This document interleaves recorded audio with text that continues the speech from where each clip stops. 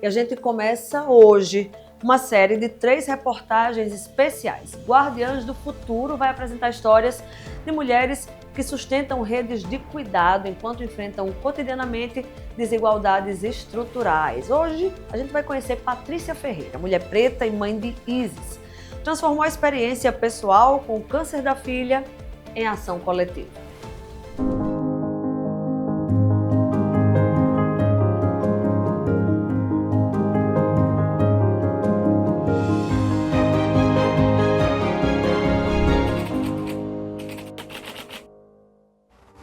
Eu tenho câncer. Muitas pessoas têm câncer. Era 2021. Isis tinha apenas 10 anos de idade quando recebeu um diagnóstico que mudaria completamente sua infância. Eu fui diagnosticada com um câncer chamado neuroblastoma. Já estava no estágio 4, metastático. Receber o diagnóstico de uma doença que ameaça a vida provoca um impacto profundo. Tá tudo bem. E não importa a idade, o medo da morte impõe silêncio, incertezas e muitas vezes solidão. Dona Fátima, e qual é a pior dor que a senhora sente? Solidão. E você está ali sozinha e ninguém quer dar a mão para você. O diagnóstico não atinge apenas o corpo, ele atravessa vínculos, rotina, identidade e o sentido de viver. Uma pessoa recebe um diagnóstico difícil, ameaçador da vida dela, ela vai ficar totalmente sem chão. E aí se chega um profissional que vai focar somente no diagnóstico e esquecer dela, não vai cuidar e nem vai se preocupar o que ela está sentindo, quais são as preocupações sobre o que ela vai deixar. Em um mundo que costuma tratar a dor como algo a ser escondido, existe em João Pessoa um lugar que escolheu enfrentá-la de frente, tornando o sofrimento em cuidado e presença em acolhimento. É aqui que atua o Instituto Paliativo de João Pessoa, um espaço onde, mesmo quando a cura não é possível, ninguém é abandonado. Patrícia Ferreira conhece essa dor de perto. Mulher preta e mãe. Ela precisou reunir forças para enfrentar o medo, o cansaço e as incertezas quando a filha adoeceu. A Isis começou com os sintomas, ela encontrou a bolinha no pescoço e a gente começou a investigar. Quando começou a investigar, ele disse, vamos fazer a punção? E eu sou aquela mãe que sou muito curiosa, eu quero estar a par de tudo, eu quero saber o que está acontecendo com ela. E um dia, 10 horas da noite, eu abro o exame e tem células malignas. Então, quando eu cheguei, ele já disse, Patrícia, é muito sério, eu não sei ainda qual é o tipo do câncer, porque até então a gente tinha feito apenas uma punção, mas que isso é uma metástase. Ou seja, a primeira notícia que eu tive não era só que ela tinha câncer, mas que ela tinha uma metástase. E que era muito sério e que eu precisava de um oncologista com urgência. Minha mãe colocou na cabeça de que ela ia estudar cuidados paliativos para cuidar de mim. E que ela ia estudar, e durante o meu tratamento minha mãe estava estudando. Estava lá do meu lado, no hospital, estudando cuidados paliativos para saber como podia cuidar melhor de mim, sabe? E Patrícia não parou mais. Transformou a experiência pessoal em ação coletiva. Fez da dor combustível para acolher outras famílias que também enfrentam doenças ameaçadoras da vida. E assim nasceu o Instituto Paliativo, uma ponte entre o diagnóstico e a dignidade, entre o medo e o cuidado, entre a vida e a possibilidade do fim dela. O Instituto Paliativo ele nasceu inicialmente virtual, com o Advocacy, requerendo políticas públicas de cuidados paliativos no SUS. E depois a gente não conseguiu ficar só nisso, porque o nosso desejo de estar com o paciente era maior do que tudo. Aí foi quando nós alugamos a casa, sem ter nenhum móvel dentro, ir para as redes sociais, pedir doação dos móveis. Tudo que vocês vão ver na nossa casa, elas foram doadas. Né? E assim nasceu o nosso sonho. O sonho de levar cuidados paliativos para aqueles que mais precisam. No Instituto, o cuidado vai além do tratamento médico. Aqui o foco é aliviar a dor física, emocional, social e até espiritual. Mesmo sem garantia de cura, ainda há muito o que oferecer. a escuta, o acolhimento, afeto e sentido para cada dia vivido. Quando nós recebemos o diagnóstico de uma doença que ameaça a vida, a coisa que a gente mais quer é ser acolhido. Às vezes as pessoas acham que elas têm que lhe dizer alguma coisa. Elas não precisam te dizer nada. Elas só precisam abraçar. Porque às vezes nada do que você me diga vai resolver a minha dor. Mas um abraço, ele vai me acolher. Então, por isso que aqui a gente oferta esse abraço. A história de Dona Fátima revela a importância desse cuidado. Diagnosticada com câncer de mama, ela enfrentava a doença enquanto ainda se curava do luto pela morte do marido. Dor e solidão chegaram juntas. Mas quando com alguém que diz para você, isso aí não tem cura, isso vai voltar. Fulana de tal fez a cirurgia, perdeu a mama, espalhou o corpo todo e disse, olha, isso é para a vida toda, é isso. Eu escuto isso direto. No Instituto, Fátima encontrou algo que não aparece em exames ou prontuários: companhia, escuta e pertencimento. Estou assim, seguindo por causa do Instituto, porque a gente é bem acolhida aqui. A gente chega aqui, vem arrasada, e sai, chora, ri, brinca. E a escuta é um dos pilares do trabalho desenvolvido aqui. Dar espaço para essa pessoa falar sobre as questões de dependência de tudo que ela tem para falar. Então, tem pacientes meus que não morriam, todo mundo já estava vendo que já estava no finalzinho, não morria enquanto a filha, que ela não falava mais, se aproximou no leito e pediu desculpa à mãe. Foi a filha sair, ela morreu. Então, ela estava precisando resolver essa pendência. É no gesto cotidiano das voluntárias, psicólogas, arte-educadoras, cuidadoras que o Instituto revela sua essência. Mulheres como Milena, Sara, Silvia e Débora organizam espaços, seguram mãos trêmulas, acompanham medos e celebram pequenas vitórias. Cada uma doa o que tem de mais precioso, o tempo. Eu achei fantástico ter dentro dos cuidados paliativos a arte-terapia, né? Porque eu não tinha essa experiência. Então, aqui no Instituto, eu aprendi muito, estou aprendendo sobre os cuidados paliativos e como usar a arte. Vejo transformando tristeza em sorriso e também um espaço de desabafo. Às vezes a gente não consegue colocar nas palavras sentimentos e a gente consegue se expressar através da arte. Aqui, as mulheres são maioria. Elas acolhem sem pressa, compreendem que o cuidado paliativo é, antes de tudo, humanidade. Os cuidados paliativos, a gente não cuida só do paciente. A sua família, ela precisa ser cuidada. Por quê? Com o diagnóstico de uma doença, a família adoece junto. A família é um ponto muito importante nos cuidados paliativos, porque é ela, na maioria das vezes, que é todo o suporte do paciente.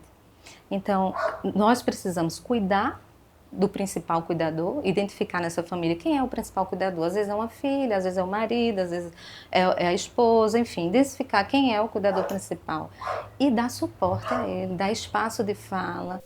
Segundo a Organização Mundial da Saúde, 56,8 milhões de pessoas no mundo precisam de cuidados paliativos todos os anos, incluindo 25,7 milhões no último ano de vida.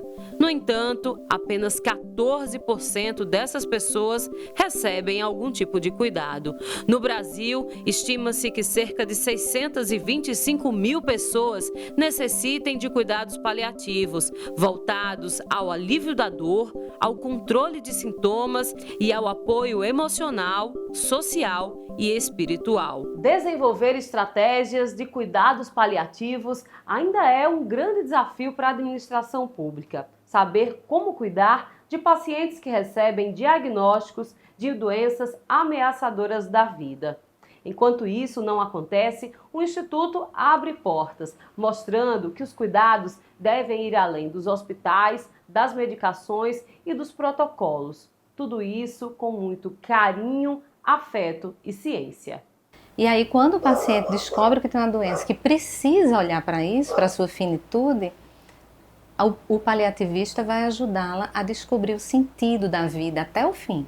O Instituto funciona exclusivamente por meio de doações e trabalho voluntário. De voluntários, nós temos cerca de 20 pessoas como voluntários, são poucos, né?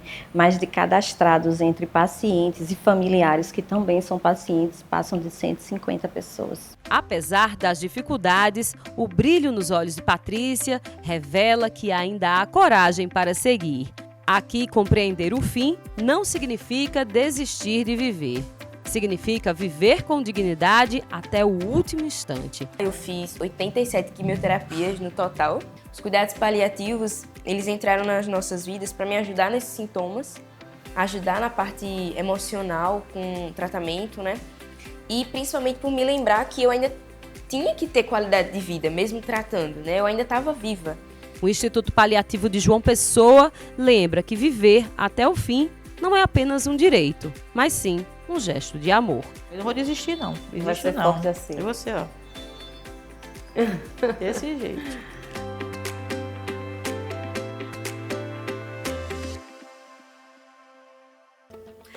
E olha só, a gente assistiu hoje a segunda reportagem da série Guardiãs do Futuro.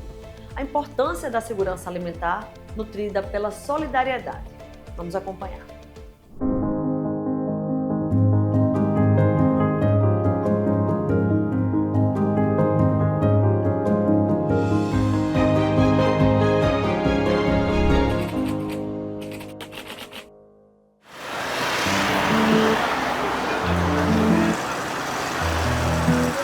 Às margens do rio Jaguaribe, entre prédios de alto padrão e casas de luxo, vivem milhares de famílias que enfrentam diariamente a ausência de políticas públicas básicas. Estamos no bairro São José, uma das comunidades mais antigas de João Pessoa. Formado como ocupação beira-rio, o território cresceu entre alagamentos, precariedade urbana e sucessivas tentativas de invisibilização. Embora a Paraíba apresente avanços nos indicadores sociais, a fome ainda é uma realidade concreta.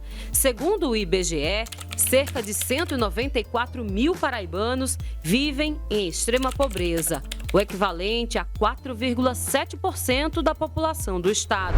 Já a pobreza ampla atinge 38,3% da população, cerca de 1,58 milhão de pessoas. Mesmo com a redução desses índices, nos últimos anos, os números revelam que a insegurança alimentar ainda atravessa milhares de lares. Foi nesse contexto que o Natal chegou antes do calendário para 500 moradores do bairro São José.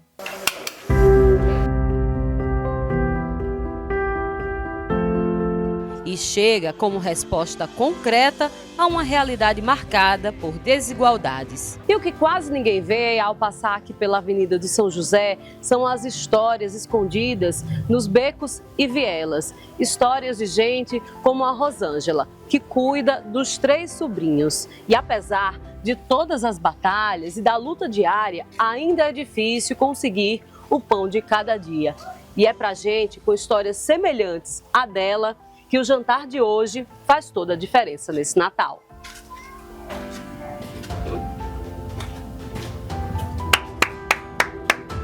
Rosângela! Oi! Cadê tia Rô? Rosângela carrega no olhar a dor de uma tragédia recente. Perdeu 2 familiares e quase a própria vida para a ausência de políticas públicas capazes de tratar o sobrinho com transtornos mentais.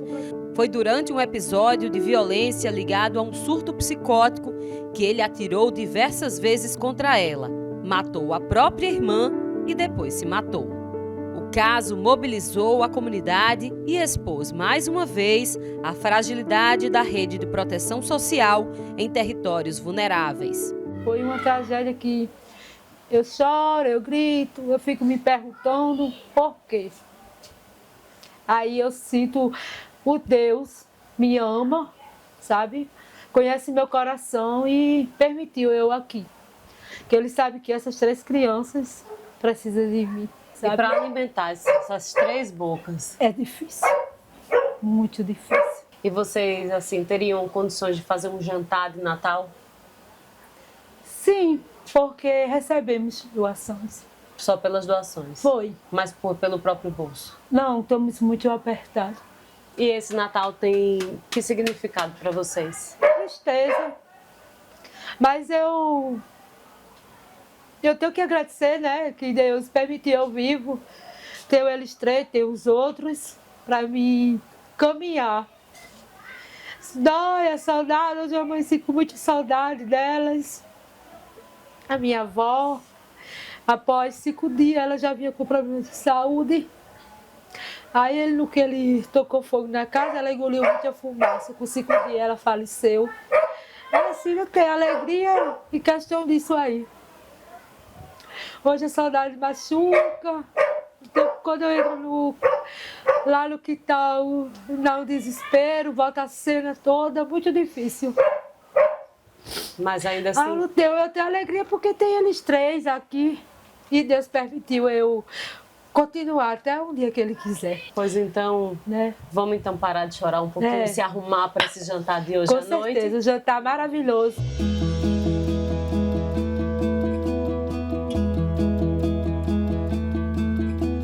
Faxineira, Rosângela assumiu a criação dos 3 sobrinhos deixados pela mãe.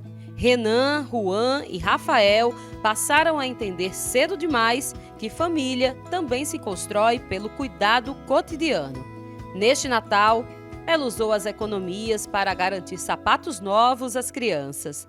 Um gesto simples, mas carregado de significado. É que a dignidade também se expressa nos detalhes. Agora, eles se preparam para uma noite especial.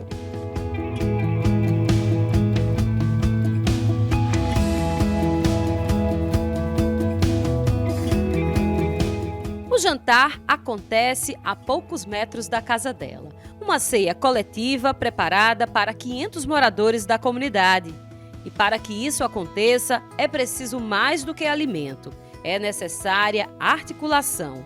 Durante 2 dias inteiros, voluntários da Central Única das Favelas, a CUFA, da Associação de Moradores do Bairro São José e do Centro Educacional Ambiental Hans Haller se mobilizaram para comprar, preparar e servir as refeições. Do lado de fora, a rua se transforma em espaço de convivência. Mesas e cadeiras ocupam o asfalto, ressignificando o espaço público. E diante de uma mobilização dessa, não tem como ficar só olhando, né? Vamos também ajudar aqui, porque são 500 convidados, são muitas cadeiras, muitas mesas e muitas famílias que hoje vão ter uma noite diferente. A ação trouxe para a mesa cerca de 20 quilos de arroz, 30 quilos de creme de galinha, 30 quilos de salpicão, acompanhamentos e sobremesas. Mas o principal ingrediente aqui foi o trabalho coletivo. Um jantar feito de forma colaborativa. Nas cozinhas, voluntárias como Aline e Renata transformaram doações em refeições completas, garantindo qualidade e cuidado no preparo. Eu faço parte da comunidade, junto com o Paulo na associação. Participo do jantar desde o início, há 4 anos atrás, que a gente iniciou esse projeto junto com o Paulo. E hoje a gente está aqui, mais um ano, né, agradecendo a todos os voluntários que ajudam a gente a servir esse jantar. Em um território marcado por carências históricas, saneamento precário, acesso limitado a serviços e oportunidades, iniciativas como esta funcionam como redes de apoio e resistência. A CUFA atua no São José durante todo o ano, desenvolvendo ações nas áreas de cultura, esporte, educação, geração de renda e assistência humanitária. O jantar de Natal é um marco simbólico, mas o trabalho é contínuo. Assim como as doações do Instituto Hans Haller, fundado por Hans, que mantém atividades educativas e ambientais permanentes com crianças e adolescentes da comunidade. Para mim, é um prazer para dar jantar para esse pessoal aqui. Estamos fazendo a quarta vez agora por 500 pessoas e para mim é uma coisa muito boa para comemorar Natal com este pessoal. E em um país onde a fome atinge milhões de pessoas, esta iniciativa não se resume à caridade. Ela aponta caminhos possíveis para o enfrentamento das desigualdades. Cada mesa montada representa uma escolha coletiva de transformar solidariedade em ação estruturada. A realização de um ano todo, né? Um ano onde a gente termina muito gratificante, onde a gente fez com que as crianças fossem convidar a comunidade para que ela hoje estivesse aqui, nessa noite belíssima, onde vai fazer uma refeição de qualidade, não é uma coisa qualquer. Então espero que todos aproveitem, saibam aproveitar essa noite maravilhosa e que botem na sua memória de outras noites que virão. Estamos no quarto jantar, ou seja, 3 já aconteceram e outros com certeza virão. Para essas famílias, o Natal chega como presença, cuidado e partilha. Tá maravilha, muito gostoso. Estou muito feliz nesse jantar. É uma animação grande para nós. Eu nunca tive isso aqui. A primeira vez, elas já vieram. Eu é a primeira vez. Muito bom, maravilhoso. Essa é a segunda vez e tô amando. O jantar tá bom, uma delícia. Eu vou repetir mais. Gostosa essa comida? Tá. Jantar de quê? Do Natal. A experiência mostra que solidariedade não é um gesto isolado, mas um processo contínuo em comunidade. Os voluntários são importantes? Muito. Sem eles, a gente não conseguiria elaborar esse jantar. Só a emoção mesmo, a gratidão de a gente saber que está fazendo algo pelo próximo, né? Com a ajuda de todos. Muitos não têm. Então, esse é uma forma da gente fazer a parte da gente e contribuir para que todos tenham. Pouco, mas tem. E essa ação não deveria se encerrar no fim da noite. Enquanto houver fome e ausência de direitos, iniciativas como esta seguem sendo essenciais. Maravilhoso, muito obrigado, lindo, que Deus continue abençoando cada dia mais. Foi uma noite maravilhosa. E por esta noite, o que chegou para todas essas pessoas foi o cuidado, o pertencimento e a possibilidade de enxergar um futuro mais digno. Muito amor mesmo, para muita gente. A comida tá muito boa e eu espero que tenha esse evento todo ano, né?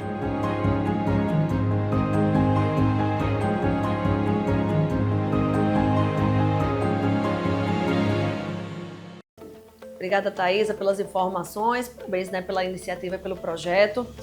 E olha só, nossa última reportagem da série Guardiãs do Futuro trata sobre o poder transformador da educação através do trabalho desenvolvido na Escola Viva Olho do Tempo.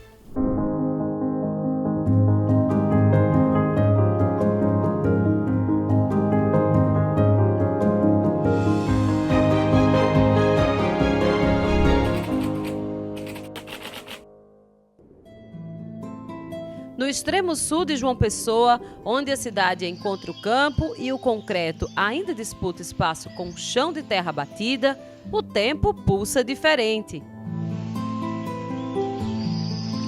Aqui no Vale do Rio Gramame, território de águas, memórias e desafios históricos, educar é também um ato de resistência.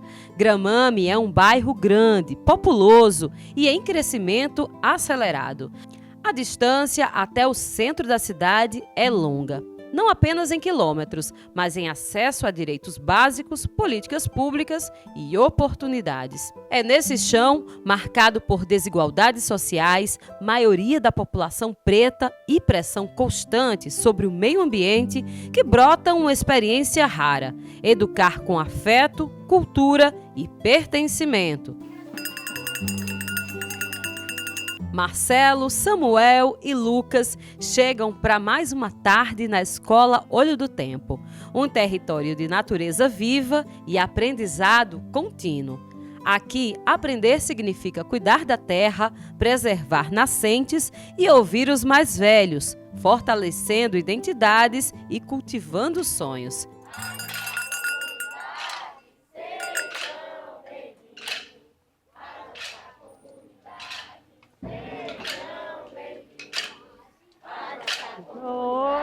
Entre o verde preservado e as celas abertas caminha Maria dos Anjos Mendes Gomes, a mestre Doci. Aos 73 anos, ela conhece cada criança pelo nome, cumprimenta uma a uma e observa o tempo com a serenidade de quem semeou futuros. Mulher, preta, vinda da periferia de Salvador, Doci chegou ao Vale do Gramame com uma missão: plantar sonhos onde por muito tempo existia um abismo entre o merecer e o poder. Não gostava das brincadeiras de menino, gostava de ler, né? E aí minha mãe disse para mim assim: Mara, você pensa muito. Pobre não tem sonho não, pobre tem necessidade. Que é o que as nossas mães dizem para nós, de uma determinada classe social, né? Então, nesse momento, eu fiquei impactada, porque ela me obrigava a tirar nota boa na escola. E, de repente, ela me diz isso. Aí eu fiquei completamente alucinada. Digo, pelo amor de Deus, como é isso? Professora por formação, Doci construiu, há mais de 25 anos, a escola que vai bem além do formal. A Olho do Tempo é uma organização da sociedade civil de interesse público, criada para preservar os olhos d'água do território e cuidar de crianças, adolescentes e famílias do Vale do Gramame. Foi assim que uma mulher preta, pobre e ensinada a acreditar que não podia sonhar, vendeu tudo o que tinha, ocupou um terreno esquecido da cidade e perguntou às crianças o que elas queriam ser. Liguei para uma amiga minha em Recife e disse, eu vou vender tudinho. Eu tenho um compromisso comigo e só tenho como honrar isso. E em menos de um mês eu tinha vendido tudo, tinha achado esse terreno, que essas crianças que aqui habitavam na época, né, eram crianças parecidas comigo, que tinham uma família, mas eram pobres. Entende? E pronto. E aí disse, como é que vai ser? Não sei. Abri a porta e deixei que os meninos entrassem aqui para saber o que era isso. E fui construindo com os primeiros meninos que aqui apareceram, o que é que eles queriam para eles. Uns queriam informática, então a gente montou uma sala de informática. Outros queriam futebol. Futebol não ia fazer, porque tem muita gente fazendo futebol, entendeu? Mas mesmo assim fiz uma quadra ali embaixo. A maior parte da população do território enfrenta pobreza, racismo estrutural e a ausência histórica do poder público. E é nessa lacuna que a Escola Olho do Tempo se torna presença constante, proteção diária e uma porta de entrada para novas possibilidades da vida. A escola conecta gerações por meio dos saberes populares e da cultura tradicional. Aqui, o tempo ensina a resistir. Eu vim de uma família humilde, não consegui terminar meus estudos porque eu tinha que escolher. Ou eu estudava ou ajudava a minha mãe. Então eu cresci com um pensamento. O que eu não tive, eu vou tentar dar para os meus filhos. 2 filhas suas já se formaram, passaram no vestibular, entraram na faculdade. Já são mulheres feitas. Essas são mulheres empoderadas, que esse apoderamento elas adquiriram aqui na Escola Viva Olho do Tempo. E a Escola Viva Olho do Tempo, eu tenho uma referência dela como amor. Que é amor de mãe, amor de pai, amor de vó e amor de irmão.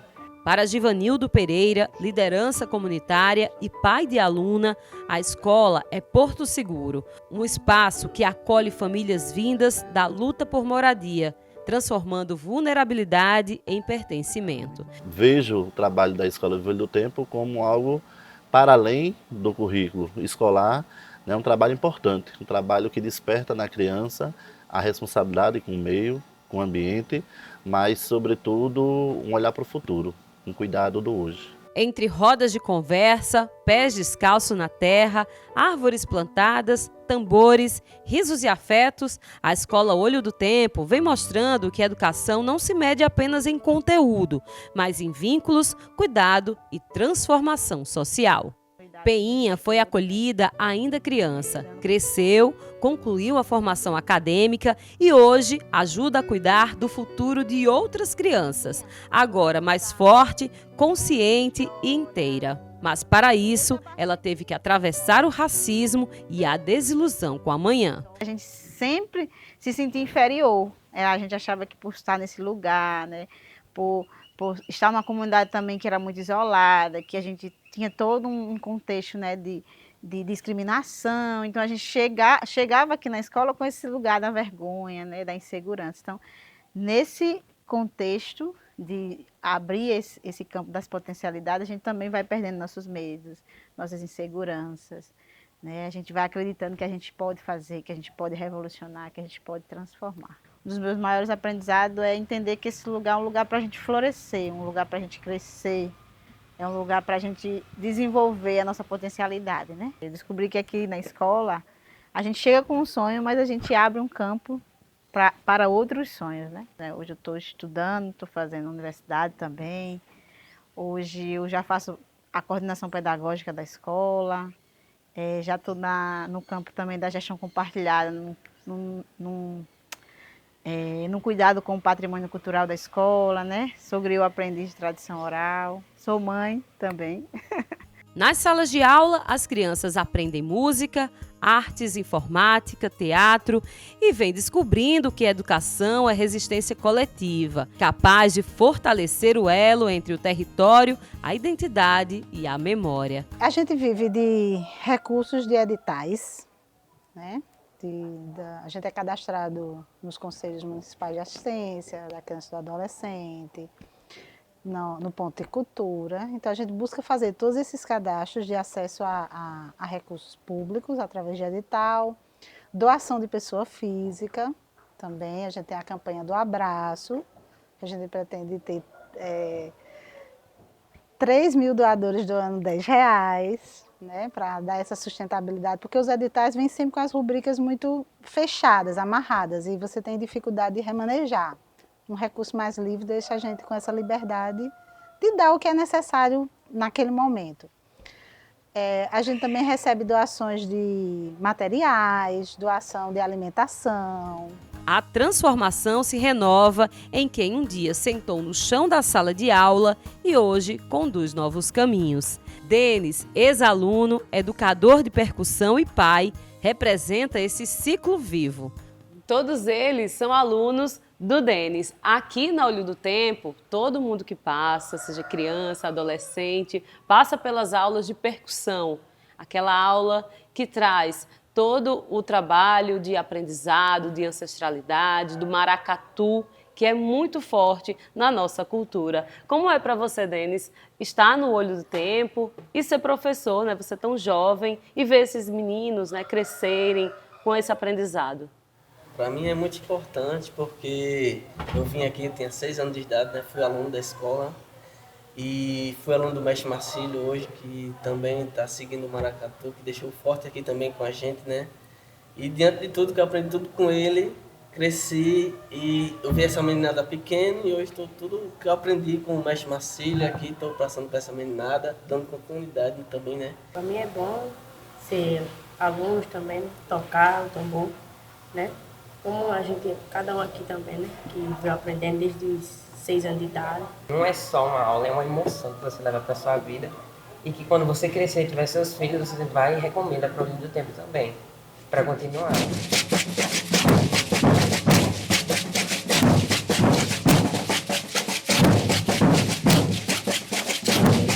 Atualmente, cerca de 130 crianças e adolescentes das comunidades Gramame, Colinas do Sul e Gervásio Maia participam das atividades educativas, culturais e ambientais da escola.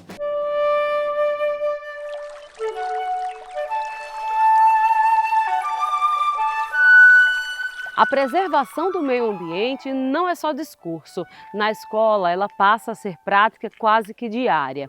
O cuidado com as nascentes do Rio Gramame, um dos mais importantes e que abastece a cidade de João Pessoa. Ensinar o valor da água e, acima de tudo, respeitar o ritmo da natureza. No quintal da escola, o futuro e os sonhos são plantados todos os dias. E quem está na linha de frente sabe, conscientizar e mudar a realidade de um rio poluído é uma verdadeira luta coletiva. Meu sonho é devolver esse rio limpo para a sociedade, poder me banhar nele, poder fazer com que os meus filhos também se banhem nele e a gente contar uma história diferente, né? Uma história de um rio que outrora era um rio contaminado, mas que agora esse rio se recuperou e que precisa ser devolvido, que as pessoas precisam aproveitar e isso que é tão belo, né? Que está aqui pertinho de casa, pertinho da cidade e que tem muito a entregar. Aqui no Vale do Gramame, onde o tempo ensina a resistir, a Escola Olho do Tempo prova que quando uma mulher preta se movimenta, ela muda destinos. E quando a comunidade educa junto, o futuro floresce. A maior força que a gente tem na vida é o conhecimento. Muito bem usado, ele é fantástico. Você vai à lua e volta. Entende? Qual é a grande missão da Evolta? Ensinar as pessoas a sonharem. Dar o chão para elas sonharem.